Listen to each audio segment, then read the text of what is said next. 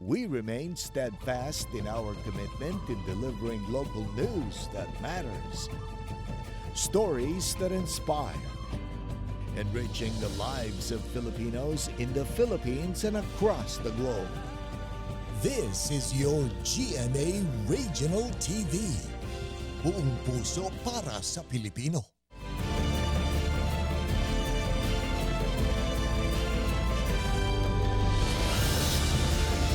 Ito ang GMA Regional TV 1 North Central Luzon.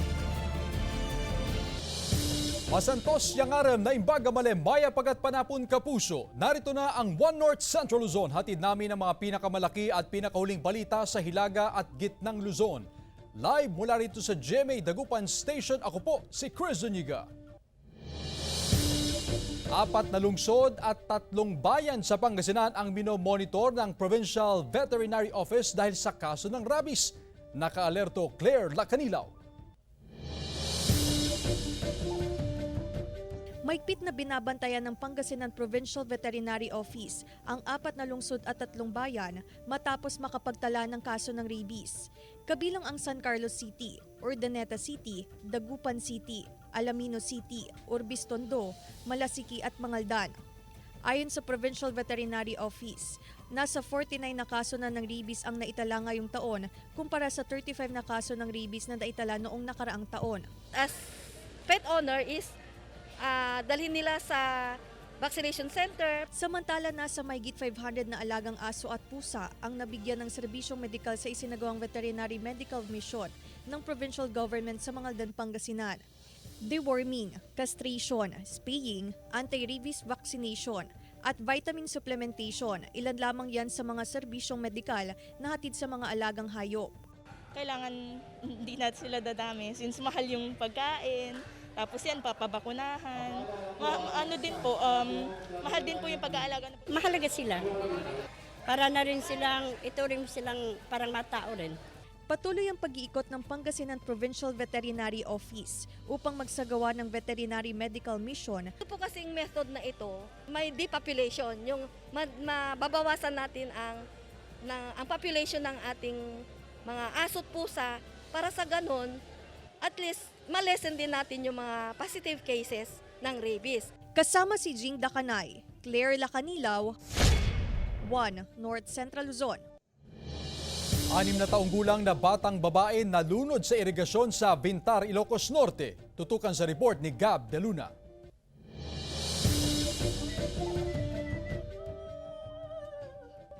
Labis ang paghinagpis ni Lola Eleanor matapos malunod ang 6 na taong gulang na apo sa irigasyon sa Barangay 6 Bintar, Ilocos Norte. Ayon sa investigasyon ng otoridad, naglalaro ang biktima sa tabi ng irigasyon nang mangyari ang insidente. Wala umanong pasok ang biktima, kaya hinayaan daw maglaro ang bata malapit sa kanilang bahay. Sigunti ko ma'am ket awan ti mestrada isong han nga napan nagbasa ma'am. Jakamon ti ubrak idin. Ni sapay ri deto yan kunak nagsangsangit ak sulauna iti kasangsangit ko ma'am ta. May sakto dito'y malaymin ma'am. May lalim na 6 feet ang tubig sa irigasyon. Karamihan sa mga bahay sa tabi ng irigasyon, walang bakod. Malakas din daw ang agos ng tubig sa irigasyon, kaya hindi agad nahanap ang biktima. Yung place na nakahulugan ng bata is almost 1 kilometer or almost 800 meters ang layo dun sa lugar kung saan siya na-recover. Saktong kararating daw sa ibang bansa ang OFW na ina ng biktima nang mabalitaan ang sinapit ng anak. Kasama si Reynold Velasco, Gab De Luna, 1 North Central Luzon. Rider ng motorsiklo patay matapos masagi ang SUV at truck sa Santa Ilocos Sur. Nakatutok si Ivy Hernando. Hindi na umabot ng buhay sa paggamutan ang motoristang si Quirino Gorospe Jr., 39 anyos, taga Cabugao, Ilocos Sur, matapos maaksidente sa National Highway na bahagi ng Santa Ilocos Sur. Hindi na inilabas ng PNP ang kopya ng CCTV sa pakiusap ng pamilya ng biktima. Pero makikita rito ang humaharurot niyang motorsiklo, angkas ang isang babae. Dito nila nahagip ang isang papalikong SUV at isa pang nakaparadang truck van. Sugatan ang angkas na babae na dinala sa ospital. Medyo ko na blow bagets.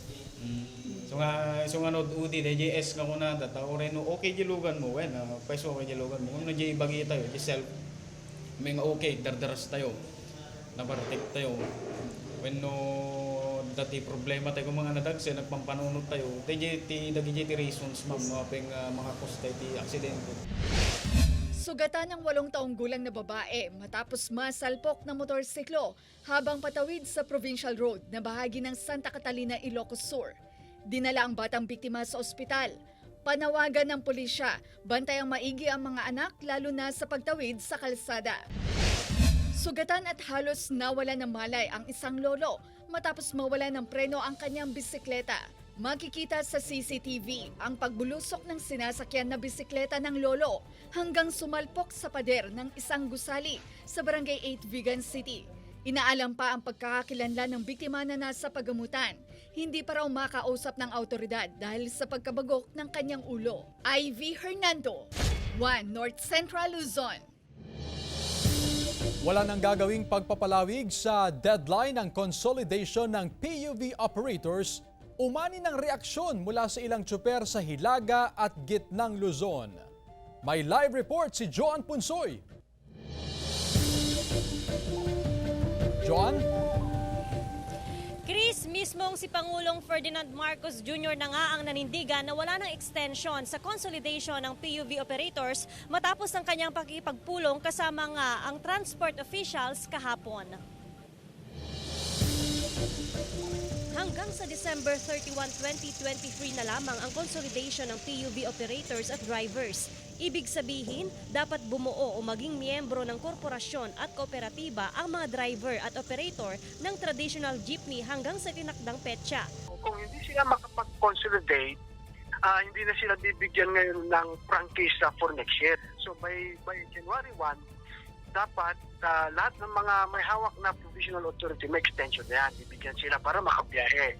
Prioridad sa tutulungan ng gobyerno, lalo na sa usaping pinansyal, ang mga kooperatiba at korporasyon para makautang o makabili ng modernized jeep. Hindi naman daw nababahala rito ang Confederation of Passenger Transport ng Gitnang Luzon dahil 100% sa kanilang 30,700 na unit o operators ay nag-comply na. Sa kabilang banda, para makita natin kung gaano kaganda yung programang sinasabi nila sa PUBNP, mas maganda na yung tuldukan na, pabor ako. At yung ibang hinihingi namin, katulad ng taasan yung subsidiya, bilhin na lang yung mga lumang jeep namin, pandagdag sa idadaon namin, tapos tanggalin na yung import tax ng bagong sasakyan. Nilinaw ng Land Transportation Franchising and Regulatory Board o LTFRB, hindi nangangahulugan ng phase-out ang consolidation. Akala nila, pag nag-consolidate sila, dapat may bago na silang sasakyan. Mali.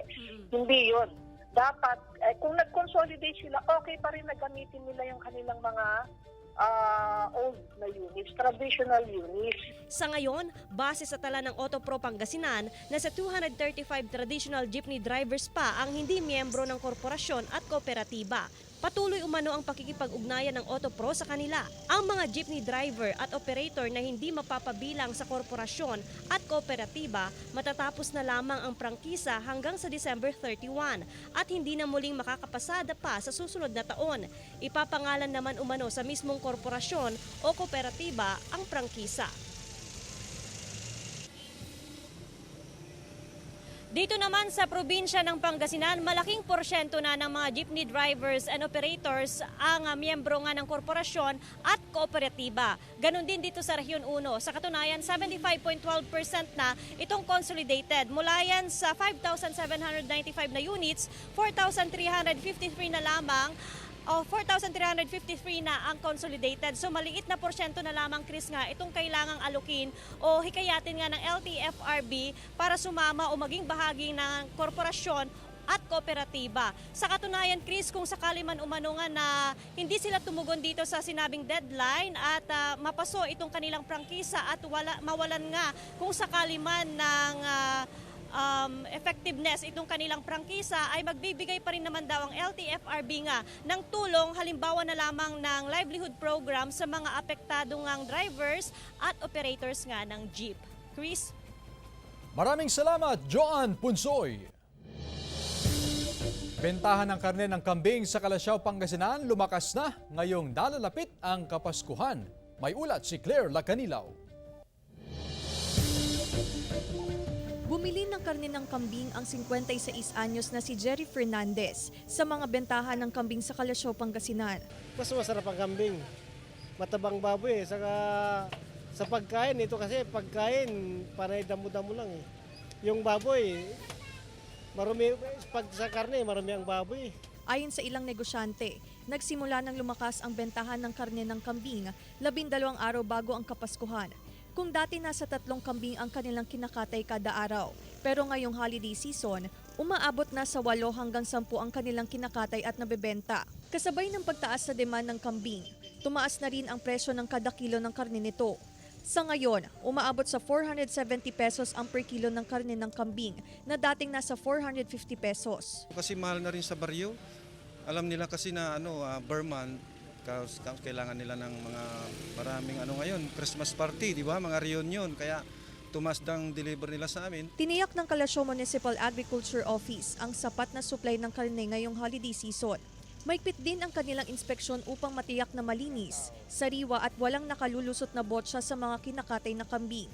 Wala namang problema dito sa Kalasyaw kasi lagi naman ina-inspection yan araw-araw. Kasama si Jing Dakanay, Claire Lacanilaw, 1 North Central Luzon. Samantala, tumaas na ang presyo ng lechong baboy sa Lawag City. Mula sa 7,000 pesos, pumapalo na sa 8,000 pesos ang isang lechon, depende sa laki. Tumaas daw kasi ang presyo ng sangkap at panggatong kaya tumaas din ang presyo nito.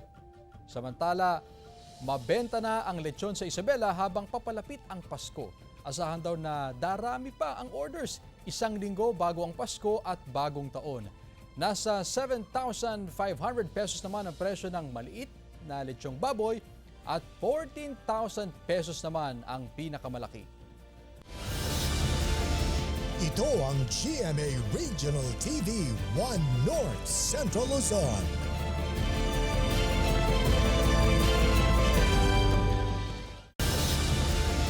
Ito ang GMA Regional TV 1 North Central Luzon. PBBM pinangunahan ang inaugurasyon ng Balbalungaw Irrigation Project sa Nueva Ecija. Tinutukan niya ni Russell Simorio. Sakay ng helicopter nang dumating sa barangay San Isidro, Lupao, Nueva Ecija, si Pangulong Ferdinand Marcos Jr. Inikot niya ang Balbalungaw Small Reservoir Irrigation Project bago ang formal na pagbubukas nito. Mahigit 900 hectares na sakahan sa mga barangay ng San Isidro, Balbalungaw, Salvacion at Mapangpang ang mapatutubigan sa pagbubukas ng irrigation project. Mahirap yung kalagayan nila rito. Kaya tignan nyo po kung nagsasaka sila, imagine mas marami yung nagagastusin sa crudo, gano'n sa diesel. Kaya yun yung napakirap. Saka hindi sagana yung kanila dahil kapos sa tubig ang mga palayan nila rito. 2020 pa sinimulang itayo ang irrigation project na pinondohan ng mahigit 1.2 billion pesos. Pinamamadali na rin ng Pangulo na matapos ang ilang pasilidad na nakapaloob sa irrigation project. Target din ng administrasyon na madagdagan ng 275 hectares ang irrigated area sa bansa. Para meron tayong food supply na maganda at mapatuloy ang pag-increase ng production natin ng nating agricultural products. Ramdam daw ng Pangulo ang unti-unting epekto ng El Nino na posibleng maranasan hanggang sa susunod na taon. Kaya inatasan niya ang mga government agencies na tapusin sa loob ng 4 na buwan ang mga mitigation project para maiwasan ang water crisis sa bansa. Kailangan ding mapalakas sa mga ospital na inaasahang maapektuhan ng El Nino. We have to keep in mind the healthcare system has to be made ready. It's ready so long as they are able to. They have sufficient power supply and they have sufficient water supply. So which is exactly the problem that we are facing pagka El Nino. Mula sa Nueva Ecija, kasama si Daryl Peralta, Russell Simorio, 1 North Central Luzon.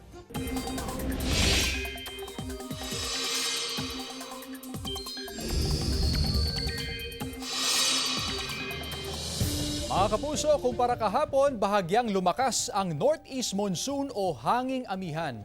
Umaabot na ito ngayon sa buong northern at central Luzon, habang yung easterlies patuloy rin ang pag-iral sa natitirang bahagi ng bansa. Bukod sa dalawang weather systems, posible rin ang localized thunderstorms sa ilang lugar. Base sa datos ng Metro Weather, may tsansa na ulan sa Apayao, Cagayan, Kalinga, Mountain Province, Ifugao, Isabela, Quirino at Aurora. May mga pag-ulan din sa iba pang bahagi ng bansa. Kawalan daw ng public consultation sa ipinatatayong pavilion sa Dagupan City, inirereklamo ng ilang residente. Tunghayan sa report. Nahukay ng bahagi ng lupa sa may Bunuan Binlok, Dagupan City para sa ipatatayong multipurpose building o City Pavilion na proyekto ng DPWH Pangasinan 2nd District Engineering Office. Pero ang bahagi umano ng lupang pagtatayuan ng proyekto, pagmamay-ari umano ng ilang residente. Nabakuran na rin ang mga ito. Wala rin umanong isinagawang public consultation. Bigla na lang dumating yung mga nagde-demolish ng mga bakod. Tapos wala kaming ideya. Although may mga na tatayo nila yung pavilion dyan. Siyempre, nakaposisyon ng karamihan doon. Tapos wala man lang dialogue. Sabi naman nila kukuha lang sila ng 40 by 40. Yun ang sagot nila. Siyempre kami nangangamba pa rin dahil hindi kami nakakasigurado sa sinasabi nila. Ayon sa mga residente na matagal na umano sa lugar at nakapagpatayo na rin ng istruktura, alienable and disposable land umano ang lote at inaplayan na raw nila ng Affidavit of Ownership sa Department of Environment and Natural Resources o DNR. Ang mga aplikante naka-apply na sa DNR, kaya lang mayroon yung inilagay na hold in abeyance noong October 11, 2022. Kaya hindi pa nila sila nagpa-process. Pero ayon sa Senro Central Pangasinan na may sakop ng proyekto, unclassified public land po yun. Dapat mag-apply sila ng lease contract sa DNR. Pero for now, wala pa po kaming nai-issue any kind of permit doon sa part na yon. In favor of private individuals, wala pa po, ma'am. Ang unclassified public land po, ma'am, kahit ilang years ka doon, hindi mo pwedeng gamitin yung concept ng possession. Dumaan din daw sa tamang proseso ang aplikasyon ng proyekto. The whole stretch po ng public land po dyan is nasa front po siya ng Proclamation number 98 which is under the administration of the City of Dagupan. Ngayon, ang City of Dagupan po being the adjacent owner, siya po yung may preferential right na mag-apply. Ayon naman sa DPWH, itutuloy pa rin nila ang proyekto pero akmang sukat lamang daw ng lupa ang makukuha alinsunod sa proyekto. Kasama si Daryl Peralta, Joan Punsoy, One North Central Luzon. Mga estudyante at guro sa Pasukin, Ilocos Norte nagbayanihan sa pagtatanim ng mahigit sa 50,000 coconut seedlings. Sundan sa report. Kasama ang Philippine Coconut Authority, nagbayanihan ng mga estudyante at guro ng Ilocos Norte Agricultural College sa pagtatanim ng mahigit 50,000 na coconut seedlings sa 2 ektaryang taniman ng paaralan sa Pasukin, Ilocos Norte. Ayon sa PCA, nagsagawa muna sila ng soil test bago ang pagpapatubo ng niyog. Layo ng PCA na mas palapitin ang pagkukuhanan ng coconut seedlings para sa mga coconut farmers ng Ilocos Norte. Income generating naman ito para sa mga estudyante dahil 20% ng pagbebentahan ng seedling ay mapupunta sa paaralan at mga estudyante. Mula sa 35 pesos per kilo na presyo ng shallots o lasuna kung tawagin ng mga Ilocano, bumagsak ang presyo ngayong linggo sa 25 pesos per kilo. Ayon yan sa ilang magsasaka sa Ilocos Sur. Nasa first cropping pa lang ang shallots sa lalawigan. Lahat ng ani, pangbenta, kaya malaking lugi raw ang ginagawang importasyon ng mga sibuyas ayon sa mga magsasaka. Kikita pa raw sila sa tumatakbong presyo ng shallots pero lugi na ito sa mga bumibili ng binhi.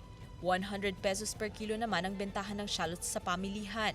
170 pesos per kilo sa pulang sibuyas, habang 150 pesos per kilo sa puting sibuyas. Sack race, kadang-kadang, karera ng coconut shell at palo sebo. Ilan lamang ito sa mga laro ng lahi. Naging na nilahukan ng mga mag-aaral mula sa iba't ibang paaralan sa Kalasyaw, Pangasinan. Bawat kalahok, nagpakita ng kanilang galing, bilis at diskarte sa iba't ibang palaro. Bahagi ito ng selebrasyon ng Puto Festival na layong maipakita ang kahalagahan ng kultura at tradisyon ng larong Pinoy sa mga kabataan. Ang larong Pinoy ay simbolo ng mayamang kasaysayan at kultura ng mga Pilipino na dapat balikan at patuloy na paglinangin sa mga bata. Gab de Luna, One North Central Luzon. Masaya namang nakiisa sa pagdiriwang ng National Children's Month ang mga batang may kapansanan kasama ang kanilang mga magulang o guardian sa Calasiao, Pangasinan.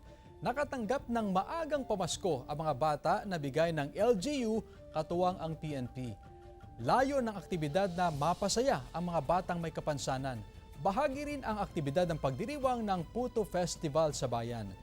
Saludo naman ang mga otoridad sa mga magulang ng mga batang ito dahil sa taglay nilang tatag ng loob upang maalagaan at magabayan ang kanilang mga anak. Ito ang GMA Regional TV 1 North Central Luzon.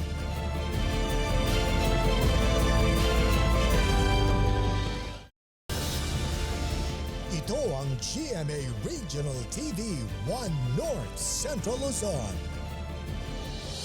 Tripleng volume ng mga sasakyan nararanasan sa Dagupan City ngayong holiday season. Tutukan sa report ni Joan Punsoy.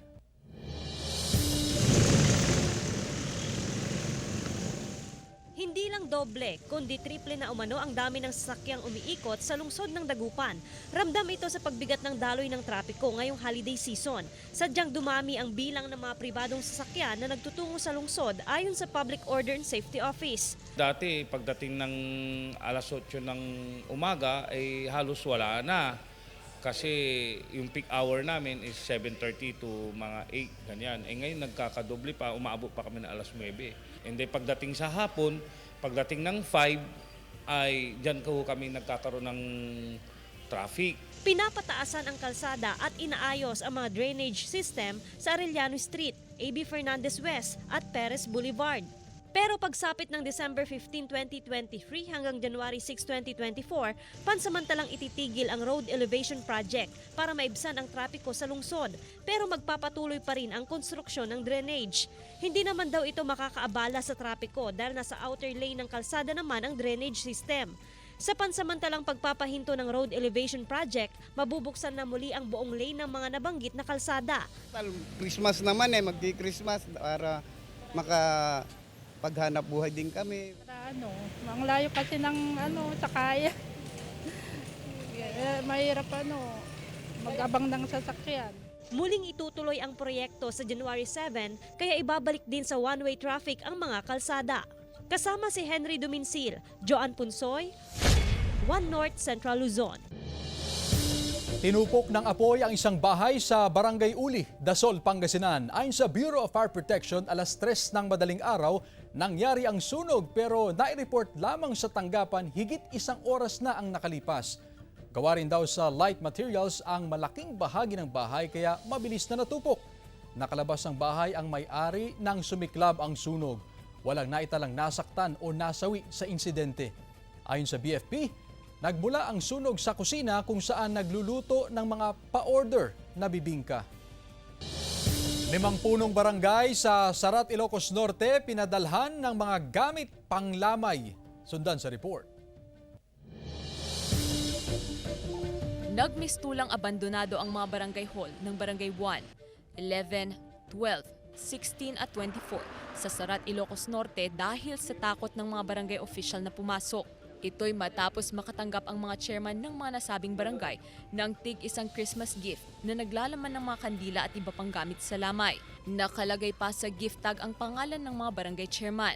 Pare-pareho rin daw na nakatanggap ang mga barangay chairman ng tawag at text na nagsasabing may delivery ang mga ito bago matanggap ang mga regalo. Sa basabali po ti panaka itanda at dati naibakal iti unig ti balayda at damat ti naibati iti sango ti balayda ken kastamat nga dapat ti naibati iti barangay hulat. Magkakapartido ang 5 barangay chairman. Patuloy ang investigasyon ng PNP upang matukoy kung sino ang nagpadala ng mga regalo. Kung sino man ang mga gumagawa ng anumang bagay na ganyan, dapat huwag sanang gawin parang sa ganun. Mas maganda ang takbo ng ating paglingkod ng barangay.